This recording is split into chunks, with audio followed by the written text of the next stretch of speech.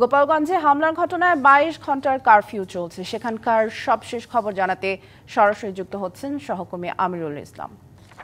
আমিরুল, আমরা আমাদের সহকর্মী আরিফুল ইসলামের মাধ্যমে সেখানকার পরিস্থিতি জানতে চাই সেখানে নিরাপত্তা পরিস্থিতির সবশেষ কি তথ্য আছে আপনার কাছে জানাবেন।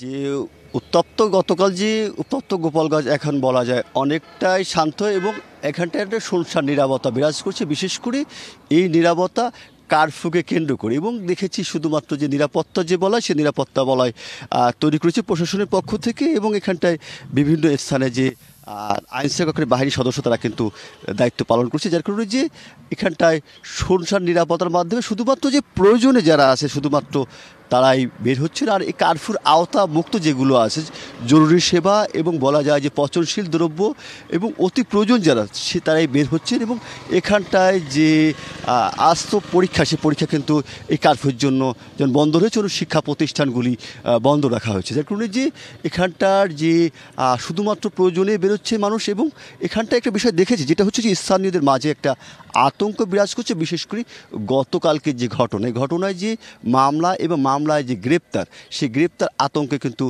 স্থানীয় মাঝে বিরাজ করছে এবং তারা আতঙ্কিত অবস্থায় আছে। অনেকেই শুনেছি যে তারা বাসভবনে বা নিজ বাসস্থানে রাতে যাপন করছে না, যার কারণে যে নারী যারা পুরুষরা তারা অন্যত্র অবস্থান করছে, যার কারণে একটা আতঙ্ক কিন্তু কাজ করছে স্থানীয় মাঝে। এই আতঙ্ক শুধুমাত্র যে গ্রেপ্তার বা হয়রানি হওয়ার আতঙ্ক। এবং একনন সোপ দেশের নম্বর 1 হালাল অ্যান্টিব্যাকটেরিয়াল সোপ, ন্যাচারাল ব্যাকটেরিয়ালাইসিসের সুরক্ষায় ফ্রেশ ও অ্যাক্টিভ সবসময়।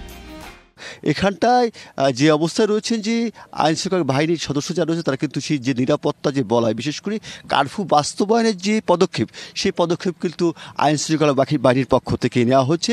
এবং এইটা যে যারা আসছে তাদের কিন্তু বিভিন্ন স্থানে তাদেরকে জবাবদিহির আওতায় আনা হচ্ছে যে কী জন্য বের হচ্ছেন বা কেন কারফিউর মধ্যে। কিন্তু তবে যে অতি জরুরি যে সেবাগুলো, সেই জরুরি সেবা কার্যক্রম কিন্তু এই কারফিউর কারণে অনেকটাই শিথিল রয়েছেন।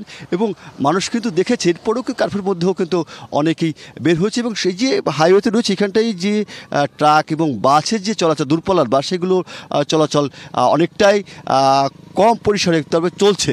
এবং এখানটায় যে বিভিন্ন স্থানগুলিতে রয়েছে সেখানটায় কিন্তু যে কারফিউ বাস্তবায়নের যে দায়িত্ব যারা রয়েছেন নিয়োজিত রয়েছেন এবং যারা বের হচ্ছে তাদেরকে জবাবদিহিতার আওতায় আনা হচ্ছে।